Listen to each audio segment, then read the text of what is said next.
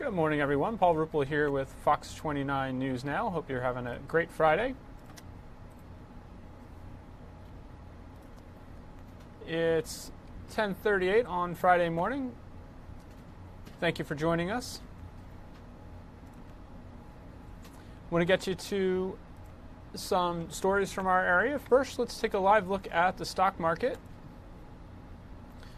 See, the New York Stock Exchange is up 164 points, a little more than almost 2/3 of a percentage point. Dow Jones Industrial stands at 25,541. This is, of course, after the markets were down yesterday. Dow Jones down 327 points, but starting today up today. Fox Business is attributing the stock's rebound this morning on earnings reports. Positive earnings reports came in from American Express, Procter & Gamble. So, good start to the morning after a lot of turbulence the last couple of days in terms of the markets.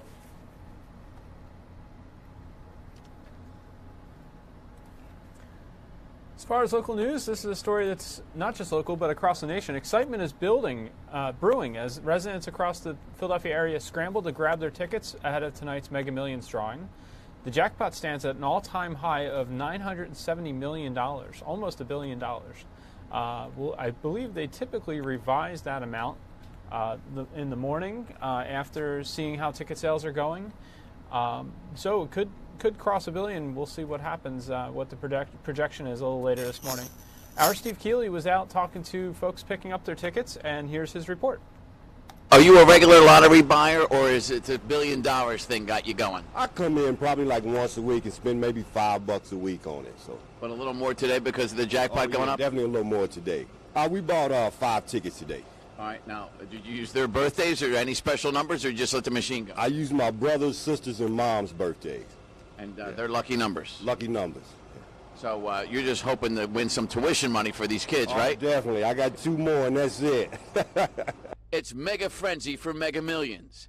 Millions in the name, likely to top billion with so many sales. I'm hoping to hit big. Now, do you buy regularly, or is it because it's up to $1 billion and you got caught up in the frenzy? It's up to $1 billion, and I got caught up to a frenzy. I'm just trying to make good. Get at? So the $600 million jackpot, that's not in your league. You needed $1 billion jackpot for where you're going to buy a lottery ticket, right? Yes, I did. I needed $1 billion, and hopefully I'll win. Now, if nobody wins tonight, if nobody picks all the numbers tonight, there's going to be another drawing on Tuesday. It could be the record all-time jackpot, beating the $1.6 billion from 2 years ago Powerball. How many would you buy then? Even more? $100 worth. Definitely. So as the jackpot goes up, your buying's going to go up. My buying's going to go up and up. Ticket buying's so busy, the 7-Eleven staff here in Cherry Hill can't get their cooking, coffee making, and shelf stocking done. You can't get your work done because people buying lottery tickets. Yeah, but I'm trying to. We got a shipment came in, like a distributor. Then we got we have a couple delivery from McLean and Canada Dry, but we try to. And you're trying to make coffee? Yes, coffee, sandwich, everything, because I want to have everything together besides the lottery. And then after you get through today, then you got Powerball tomorrow, another crazy day. Yeah, we got ready for Powerball because it's back to back. Like the Mega is Tuesday and Powerball Wednesday. Now Mega is Friday and Powerball Saturday again.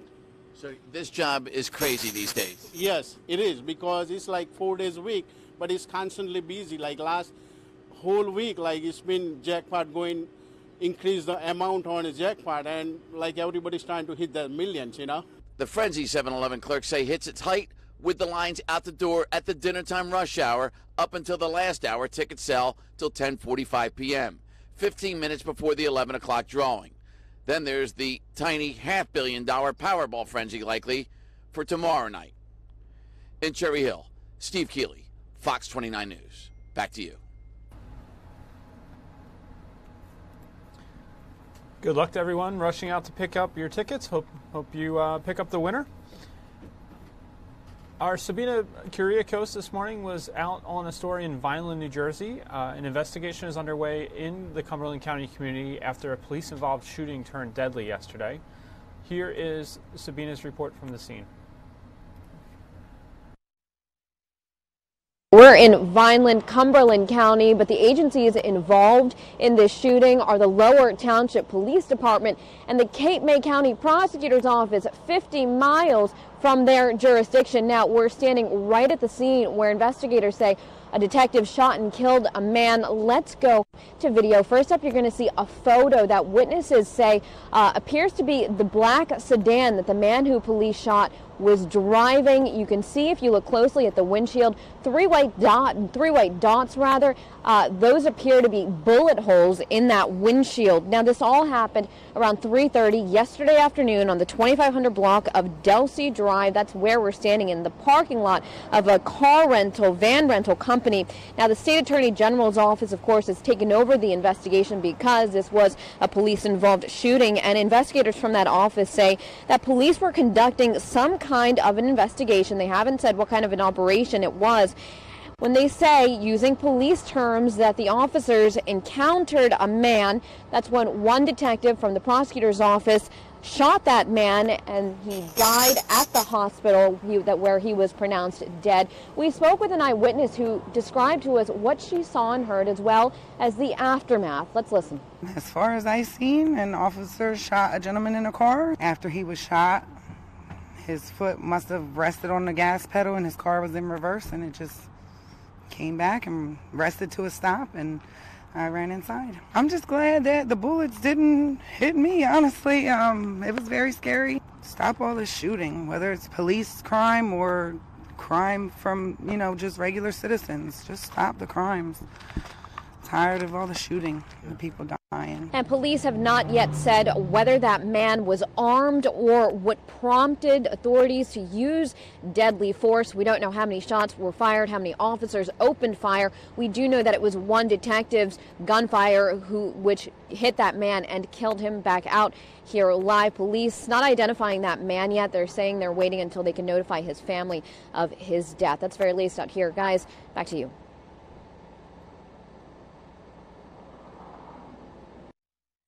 Again, that was our Sabina Kuriakos reporting this morning from Vineland, New Jersey. Thank you very much for that report. Going to get you a live look at weather here. Let's take a look outside our studios here. You're looking at the Market Street in Old City, Philadelphia. Right outside our studios here in Philadelphia, Fox 29 Studios. It's 50 degrees right now.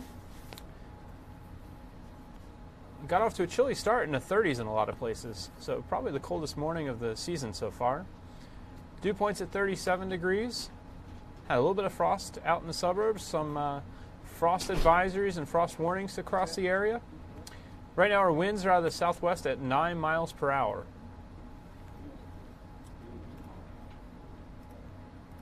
I think we worked out the bugs on some weather animations that we had from yesterday, so let's get you a look at those. Here are your temperatures around the region. 50 degrees in Philadelphia, 50s for much of New Jersey, 55 the high down in Wildwood right now, 40s to our north and west, including 42 in Mount Pocono. Across the northeast, you see 40s along the coast, 56 down in Ocean City, Maryland, 53 in Baltimore, and a lot of 40s to our west and north. Although 51 in Rochester, New York right now. Across the country, you see still warm down in Miami, 82 degrees, 80 in Tampa. Florida still warm, same along the Gulf Coast, 74 in New Orleans. 69 in Houston, 57 in Dallas. 40s and 50s along the west coast right now. Still relatively chilly in Vegas and Phoenix. 58, 67, not too warm. Look at that difference between Phoenix and Santa Fe. 67 in Phoenix and 38 in Santa Fe.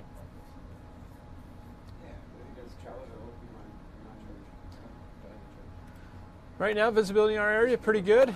10s mostly across the board. Got some winds out there. A little more to our north, 16 mile an hour sustained winds in Mount Pocono, 10 in Allentown. Gust generally out of the south and west. Not much in the way of satellite coverage right now. Cloud cover. And here are those dew points. Not very humid right now. Wind chill, not much of a factor just yet.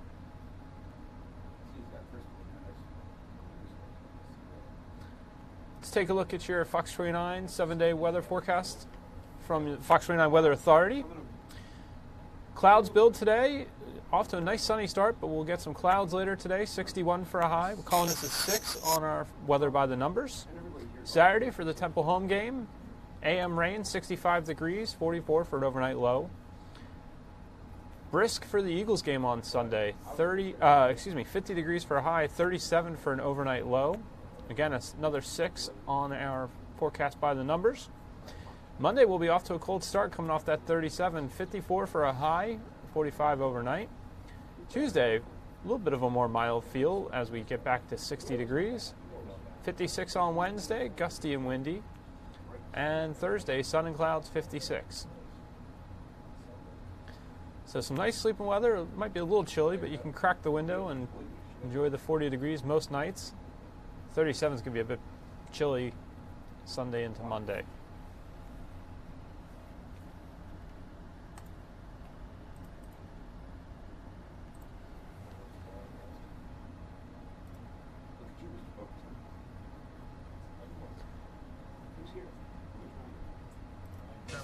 President Trump, let's give you that 1 minute.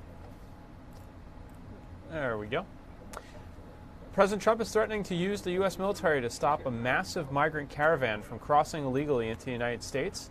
The group of Central Americans is promising to push north through Mexico, igniting yet another immigration debate here in the United States.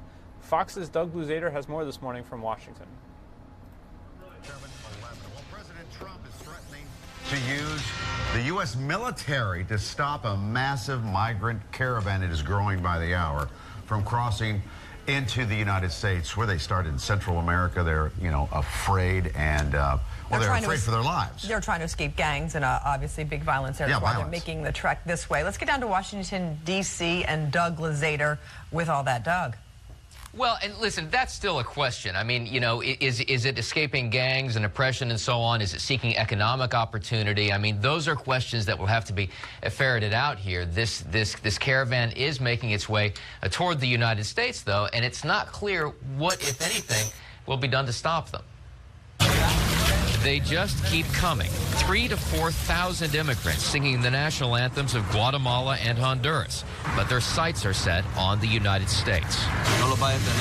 It says this man, only God can stop us. Donald Trump is nobody. It's going to be an election of the caravan. You know what I'm talking about. President Trump at a political rally in Montana last night, and he has been promising to stop the caravan. I have created so many jobs. I've made this country with you so great that everybody wants to come in. So they're all pouring in or trying to. But even within the White House, there is not full agreement on how to move forward. The administration had to respond after a shouting match erupted yesterday between National Security Advisor John Bolton and Chief of Staff John Kelly, overheard by reporters. Mexico, meantime, has agreed to assist in stopping the migrants before they reach the United States, if they can. We have also made very clear that there is no legal ground on which Mexico can issue a permit by which people can just go through Mexico towards the United States. And Mexico is working with the UN to try to assess the claims of those who are going to be looking at asylum stays. So there's a lot to kind of work through here. But if Mexico cannot stop this caravan, the president has made it clear that he's going to close the border to prevent the caravan from crossing over. And you look at the timing of this, all of this is going to come to a head right around the time of the midterm elections, and the ambassador, the Mexican ambassador to the United States says that it's clear that this is politically motivated. So they got a lot of work ahead as this kind of slow motion crisis makes its way to the border. Yeah, it would be about 2.5 weeks from now. Interesting. Yeah. So let me get this straight again. The president thinks they're all coming here because he's, over the last 2 years, he's made the United States so appetizing for them to come. Well, you know, listen. First of all, the president certainly claims credit for a lot of things, right? I'm sorry. Right. Please. But but it is important to note that you know, immigration does kind of track with unemployment, for instance. Oh yeah. So when the unemployment goes down, more people want to come to the country because there are more jobs. Okay. It just seems to me that okay. Doug, you can take the weekend off. Thank you. Yeah, we appreciate it. Have a great weekend. Thanks so much. Go take a nap and see you guys later. Talk to Kansas City. Again, that was Fox's Doug Luzader reporting from Washington on the Migrant Caravan and response to it in Washington, D.C. Let me get you some information. I see an event popping up here. Let me see if I can find out what's going on. Real quick, let's take a look outside our studios. Well, let's take a look at, I believe this is our weather metrics camera from Reading, Pennsylvania. There you go. See if I can get some information about an event that just popped up on our camera. Here we go.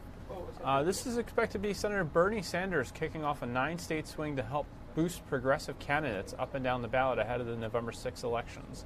Senator Sanders was holding events in Indiana, Michigan, South Carolina, Iowa, Wisconsin, Arizona, Colorado, Nevada, and California. Let's see if they are speaking. We'll listen in.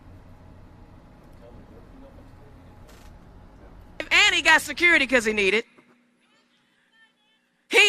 Have you ever seen leadership that runs and hides instead of facing and talking to the constituents? Now, see, we are in control of all of that, right? This is a citizen government for a reason. That means as citizens, we get the opportunity to change everything. We're in the middle of a revolution, y'all. We are in the middle of a revolution, and each one of us are soldiers in that revolution. And guess what? The coolest part about being in this revolution is we know as soldiers, when we fight, we win. When we fight, we win.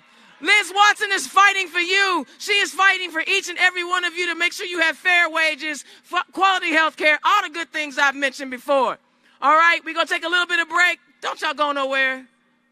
Because if you go somewhere, I'm going to round you up and bring you back. I'm quick like that. All right, Indiana Zone, we'll be right back.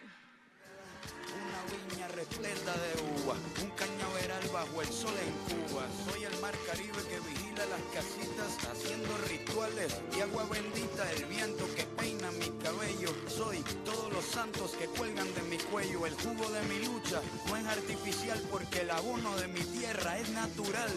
Tú no puedes comprar el viento, tú no puedes comprar el sol, tú no puedes comprar la lluvia, tú no puedes comprar el calor, tú no puedes.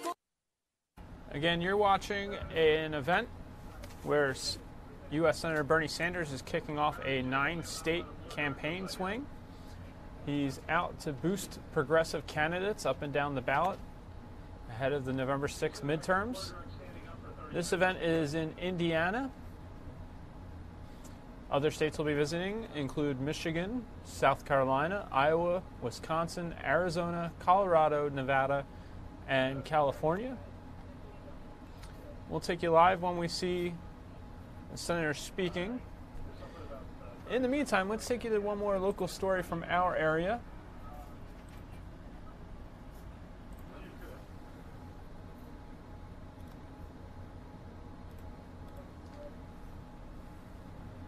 A new development in the sex abuse scandal that is rocking the Catholic Church.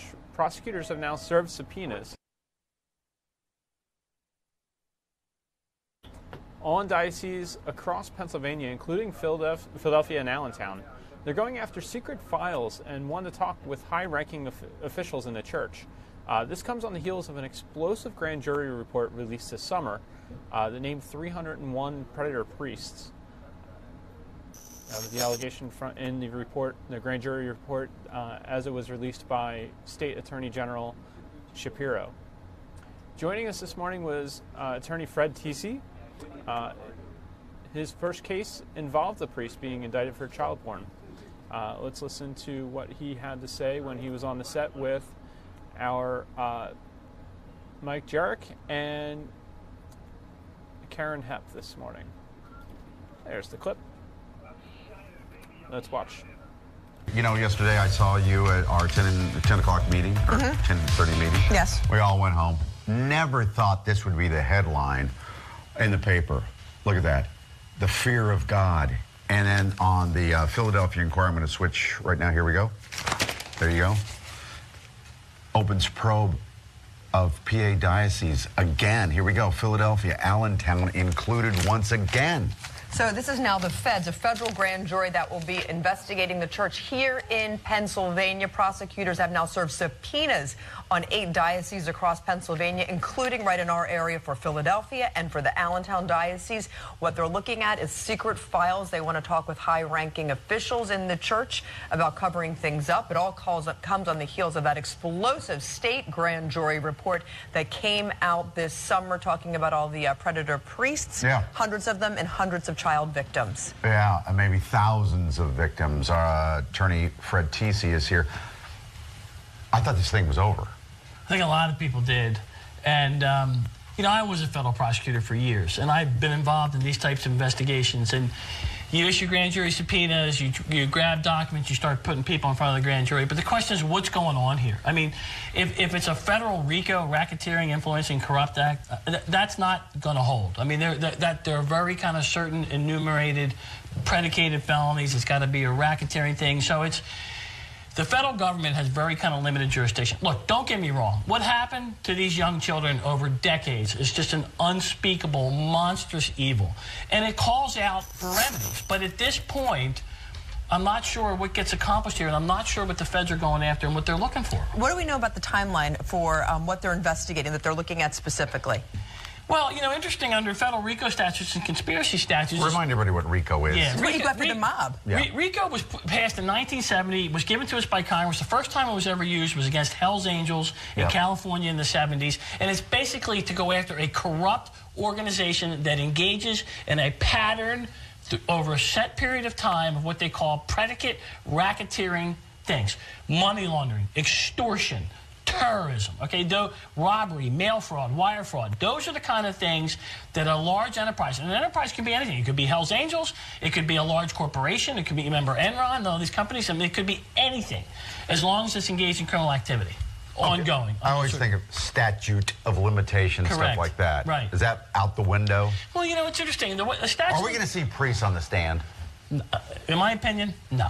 You're not. Okay, first of all, grand jury things are all secret, so no one's ever going to see any of that. The transcripts are all secret under Rule 6E. They never see the light of day under criminal penalties.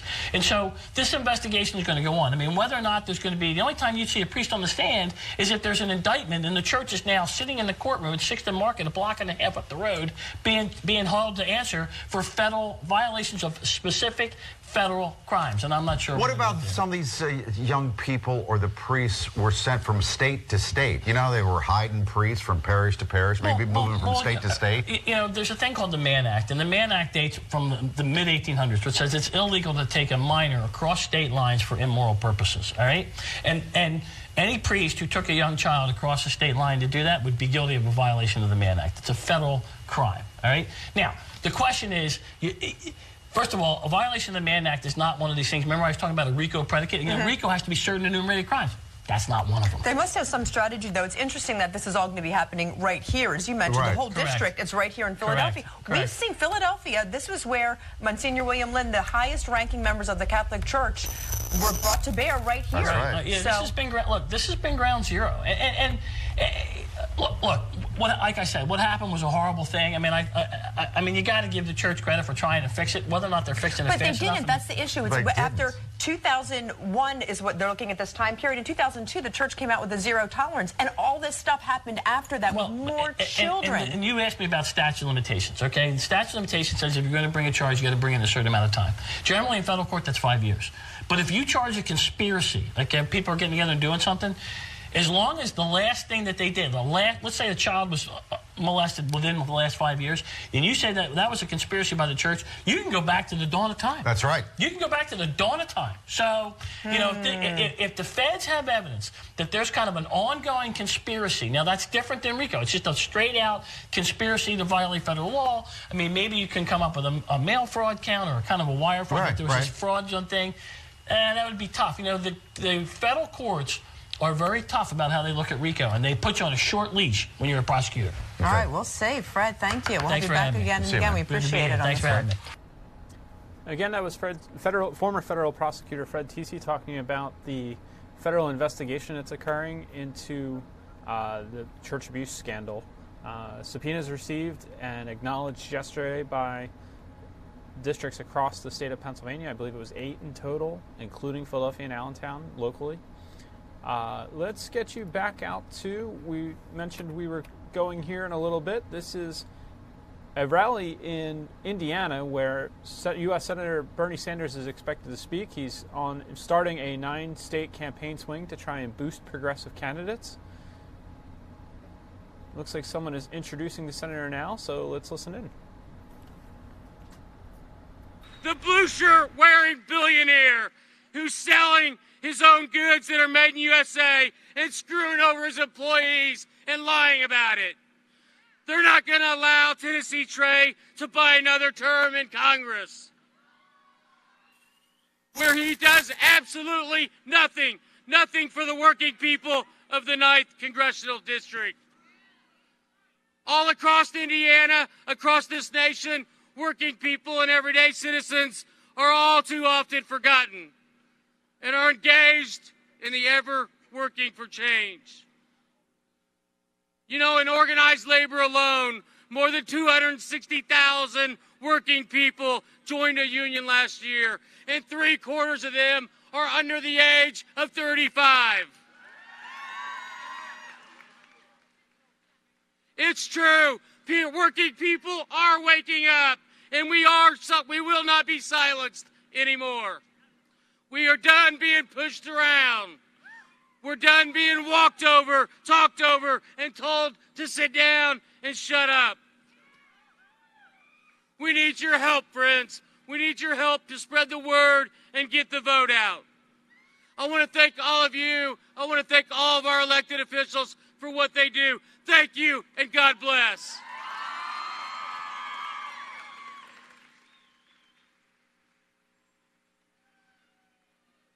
Indiana in the house.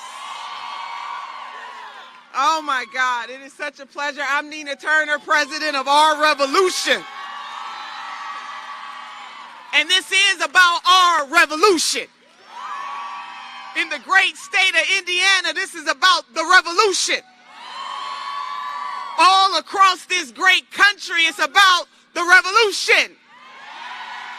And all over the world, the sleeping giants are awakened. This is about the revolution.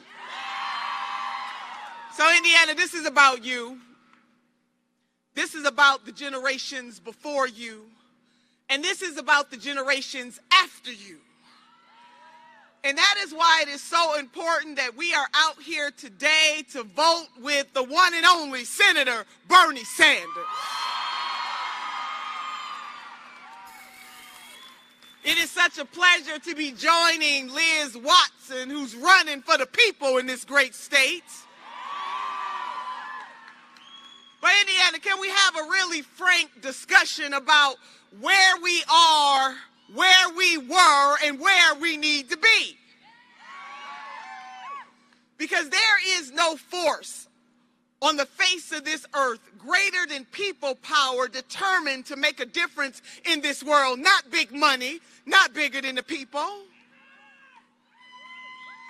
But in order for us to get the change that we want to see, not only in this state, but in this country, it is going to take, in the words of my grandmother, Lottie Dottie and everybody.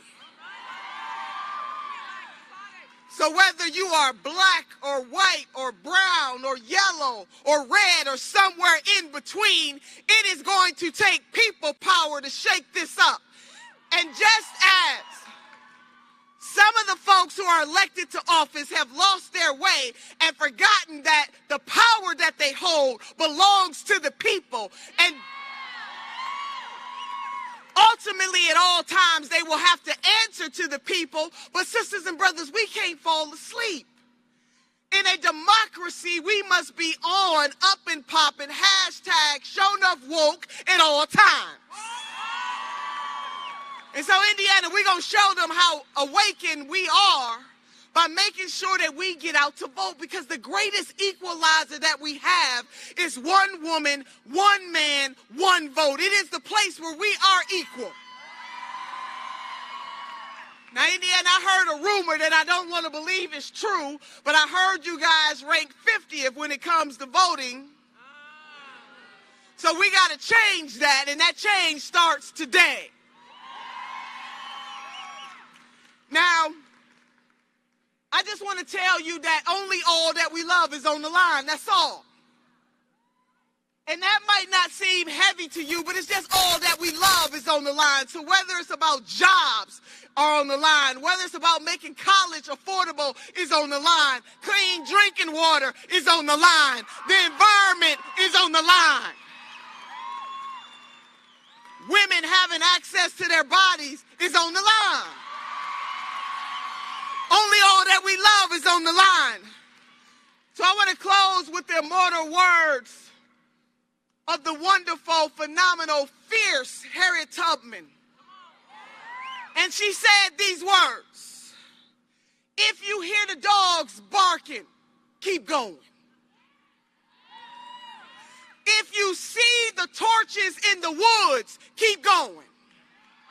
If there is shouting after you, keep going. If you want a taste of freedom, never stop, keep going. Indiana, in the 21st century, we must keep going. If you want jobs for all, we must keep going. If you want women to be able to control access to their own body, we must. If you want clean water, we must. Clean food, we must. Making sure that we have Medicare for all, we must. And if you want to make sure that we elect folks who actually give a shit about the people who they serve, we must. We must. We must.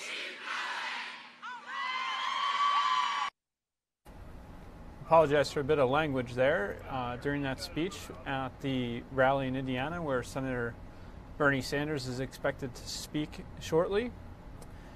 This is the Indiana 9th Congressional District. The seat is currently held by Trey Hollingsworth, who took the seat on January 3rd of last year.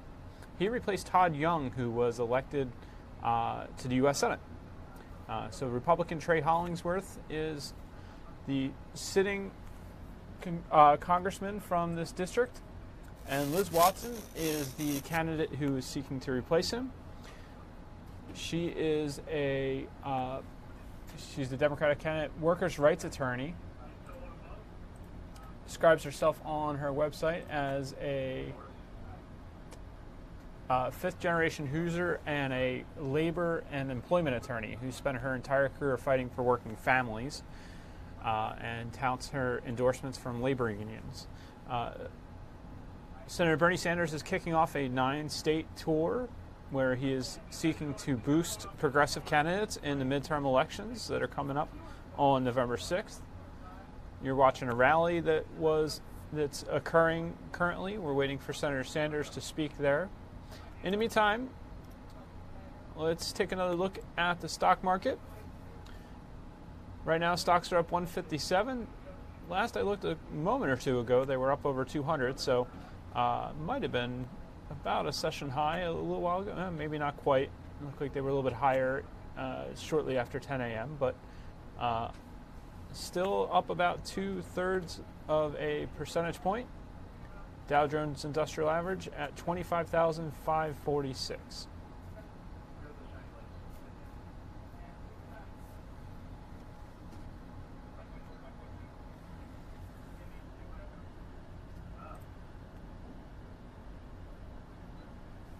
While we wait for Senator Sanders, let's take you on a tour of our Fox 29 Weather Metrics cameras. Get you live looks from around the region.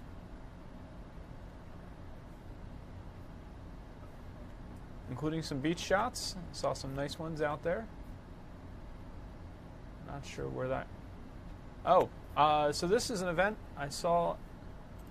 Looks like our feed from Fox changed right as I was about to shift away. I'll work to get you some information here, but I understand this is a man who climbed a tower and is yelling at people in the Chicago area. So I'll work to get you some more information on that as we watch what's happening here.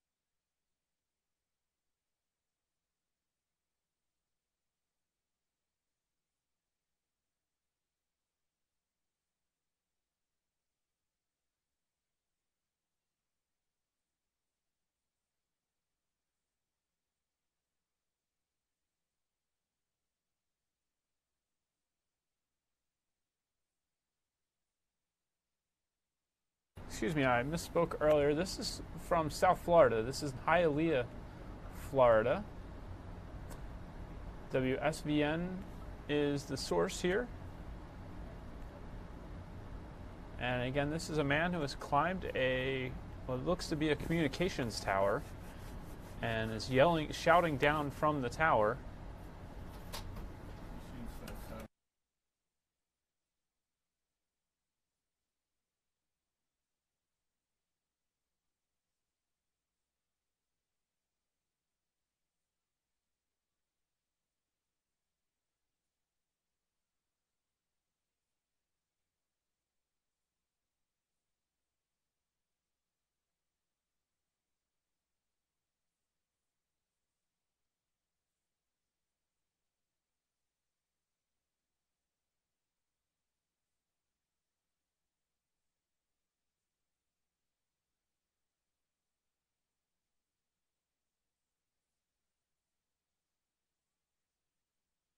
There we go. Got the proper credit for you there. Oh, but the shot dropped. WSVN's shot we no longer have that. Oh, there he is. All right, we'll continue to monitor this as we watch. Looks like Senator Bernie Sanders has taken the podium in Indiana. Let's take you there live. First person.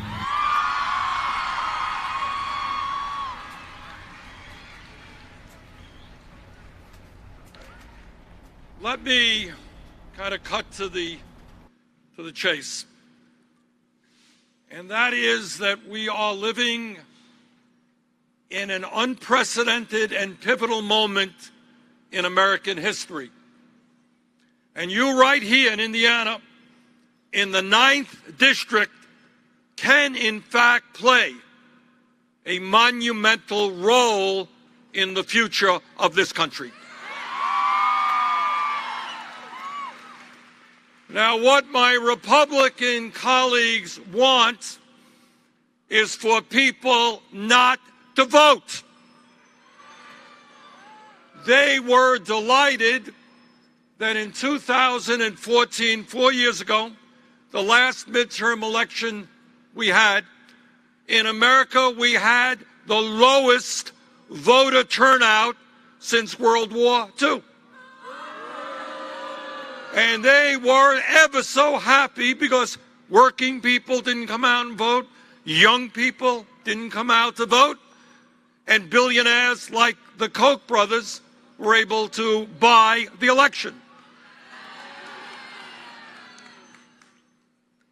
Well, this is 2018, and things are going to change. 2014, almost 2 out of 3 Americans didn't vote. And guess what? In my state of Vermont, voter turnout was lowest in 70 years. In Indiana, the voter turnout was 28%, the lowest in the country. Well, Indiana, let's change that.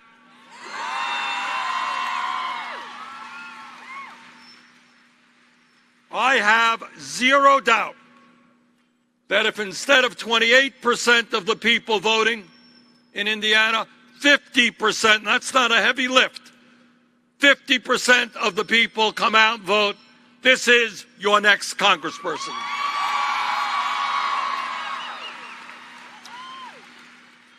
So I don't know how many thousands of people we have here today. It's a wonderful turnout, and I thank you all for being here.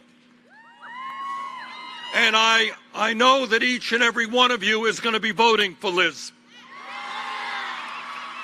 But if we have 2,000 or 3,000 people here, if each and every one of you goes out and brings out 2 other friends or family members, that 2,000 votes for Liz can become 6,000 votes for Liz. And that's what you got to do. And when people tell you, and I've heard this for such a long time, well, I'm not going to vote, my vote doesn't matter, all politicians are crooked. You tell them that you're sick and tired of hearing them moan and groan about what's going on. You tell them that brave people throughout our history have fought and died to defend American democracy. And that we are not going to turn our backs on those heroes and heroines, and that the essence of democracy is citizen participation. It is voting.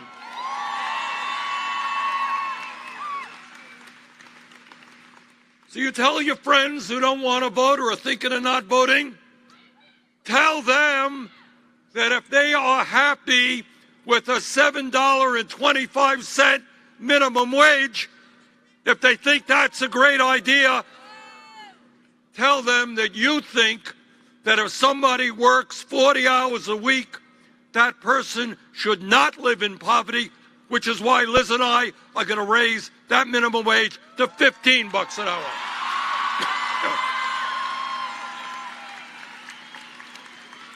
And tell them that if they think it's okay for women to make 80 cents on the dollar compared to men, you tell them, stop complaining, come out and vote equal pay for equal work. And if they moan and groan about the high cost of education and the fact that they're going to leave school $30,000, $50,000 in debt, you tell them they damn well better come out and vote. Because Liz and I are going to fight to make public colleges and universities tuition free.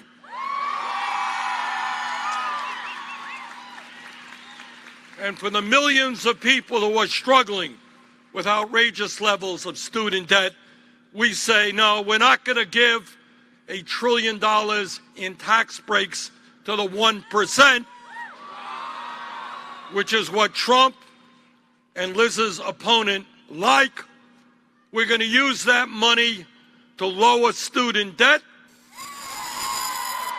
We're going to use that money to rebuild our crumbling infrastructure with well-paid union labor. And you tell your friends who say, nah, I'm not going to vote, doesn't matter. You tell them that they may want to rethink that when they get sick and end up in the hospital and have a bill of $50,000 that they can't pay. You tell them that you are embarrassed, as Liz is, and I am, that we are the only major country on earth not to guarantee health care to all people as a right.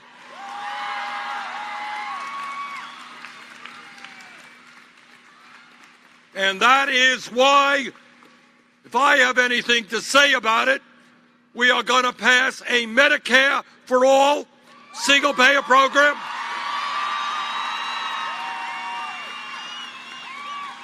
We are going to end the absurdity of being a nation in which we spend twice as much per person on health care as any other country, and yet we have 30 million people uninsured and many of you underinsured with high deductibles and high copayments.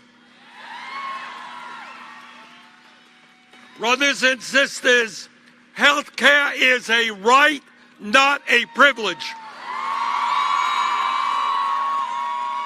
And we are going to stop the pharmaceutical industry from ripping us off. We're going to stop the drug companies and the insurance companies from ripping us off. And we are going to lower the cost of health care for the American people and for the business community through a Medicare for All program. Now, I know that when Trump came to Indiana, he promised the people here in Indiana and all over this country that he was a different type of Republican. He was not going to cut Social Security, Medicare, and Medicaid. Well, I know you will all be shocked to learn. I know. He lied. I know. Hard to believe that he lied. And I want everybody here in Indiana to understand that in the last budget he brought before Congress, he proposed a $1 trillion cut over 10 years to Medicaid. That would devastate not only health insurance for low-income and working people, it would make it impossible for working-class families to take care of their parents who are now in nursing homes. He tells us he's a great defender of Medicare. Liar. His budget called for a $500 billion cut to Medicare and a $72 billion cut to the Social Security Disability Fund. And by the way, when he's busy giving tax breaks to the wealthiest people in this country and the largest corporations, this cowardly president is proposing massive cuts in nutrition programs for pregnant women and for the children of this country. Now, Trump, he's a very, very tough guy. He's very, very strong guy when he tears little children at the border from the arms of their mothers. What a tough guy.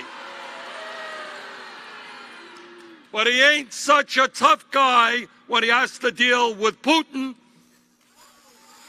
Putin tells him that Russia didn't interfere in the election. Yes, Mr. Putin, I believe you. He is not such a tough guy when he has to deal with his billionaire friends in Saudi Arabia who just tortured and murdered a courageous journalist. Not such a tough guy on that one. Now, I could go on and on about his disastrous policies of tax breaks for the rich, of trying to throw 32 million people off of the health insurance that they have after he promised to provide health care to everybody.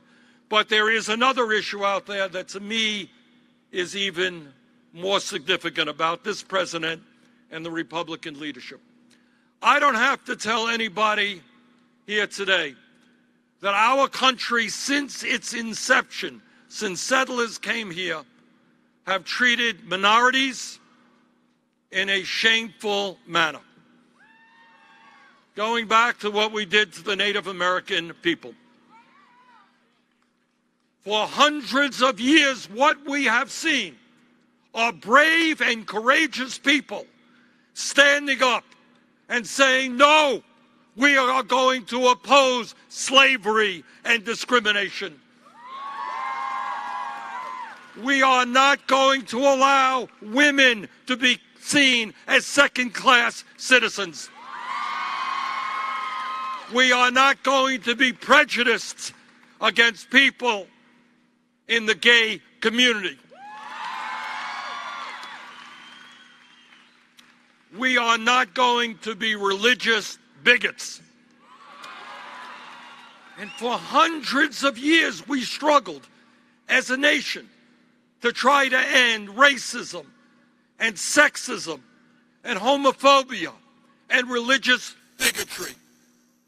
For hundreds of years, women struggled so that they will not be second-class citizens, not be mocked, not be discriminated against, not be able to get the jobs they wanted. That has been the struggle of American democracy.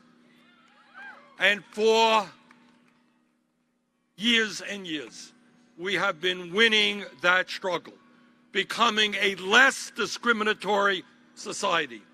And today we say to Donald Trump and his friends, we are not going backwards, we are going forwards.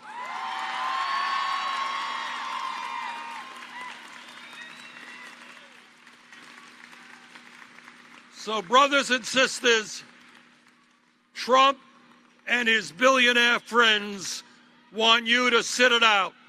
They want you not to vote.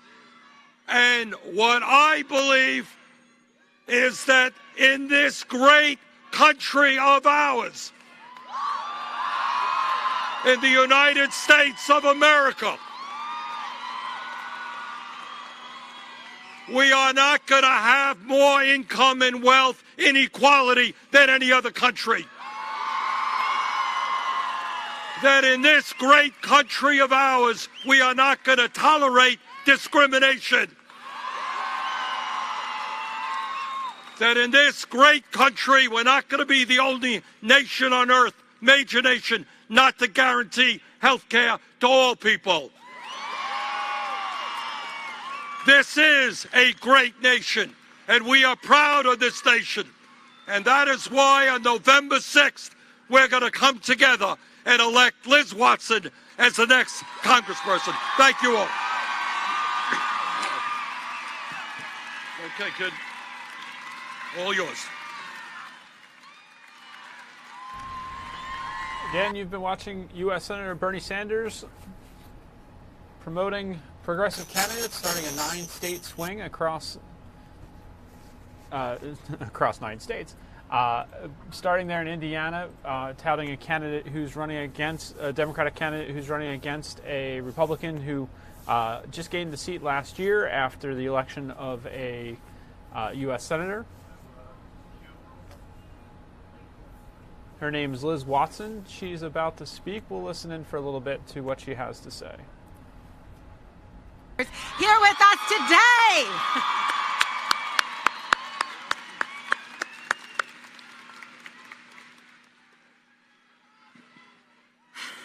It is such a great honor that Senator Sanders has decided to come here to join us.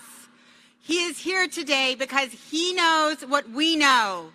The election in just a couple of short weeks on November 6th is the most important election of our lifetime.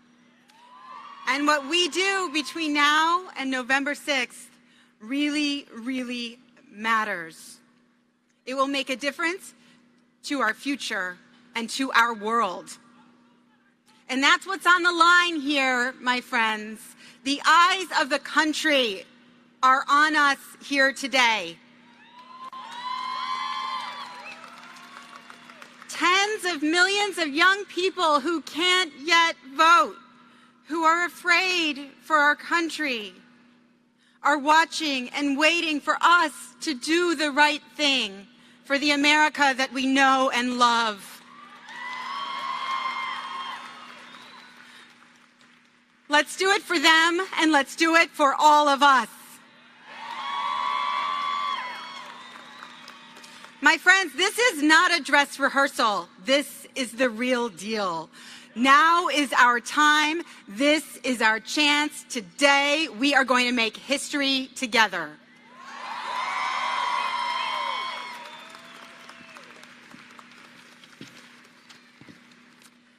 We're here today because we still believe in a country where we don't leave our friends and our family and our neighbors behind.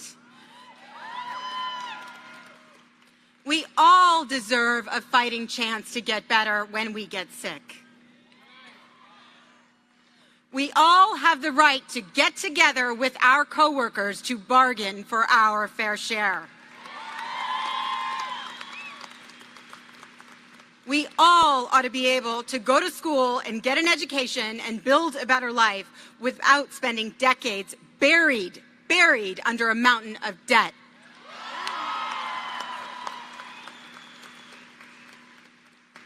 And we all deserve to have a safe and financially secure and dignified retirement.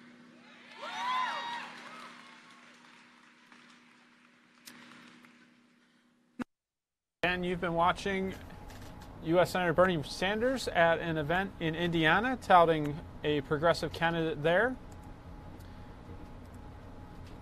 Senator is kicking off a 9-state swing with that first event in Indiana. Let's take another look at weather.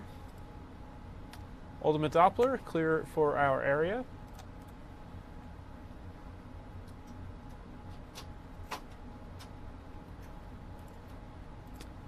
Here in Old City, we're warming up from a start in the 30s. Right now we are up to, warmed up 4 degrees already since the last time we took a look. 54 degrees right now. Dew point is 35. Winds out of the west at 11 miles per hour.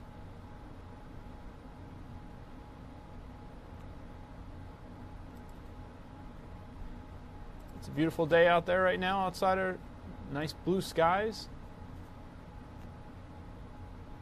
A little bit crisp out there for your walk into work or drive.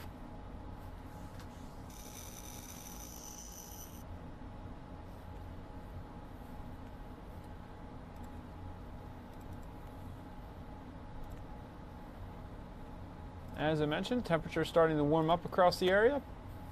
There we are at 54, 57 down in Wildwood, 57 in Dover, Delaware, 57 in Atlantic City.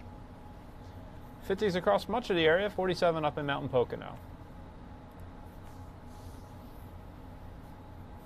Most of the eastern seaboard in the 50s or above, except up in Boston and Bangor.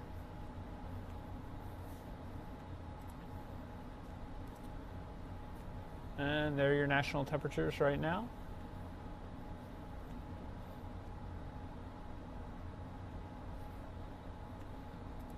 Here again is your 7-day forecast from the Fox 29 Weather Authority. 61 degrees right now, clouds building. AM rain, 65 to start Saturday. Hopefully not too much, so you can get in those soccer games, football games, other outdoor events might be taking place. Sunday, brisk game for the Eagles, 50 degrees. Cold start Monday, 54. Tuesday, mild feel, 60. Wednesday, gusty, windy, 56 for a high. And Thursday, sun and clouds, 56. I wanted to show you the National Weather Service in Mount Holly put forth summary of the freeze warnings. The freeze that occurred for some parts of our area overnight. They're saying temperatures early this morning dropped to freezing or below across much of northern New Jersey and northeast Pennsylvania. As a result, the 2018 growing season has ended for the following counties in Pennsylvania: Carbon, Monroe, and Northampton. In New Jersey, it's Sussex, Warren, Morris, Hunterdon, and Somerset counties. So the Weather Service will no longer be issuing frost or freeze products for those counties until the next growing season begins in the spring.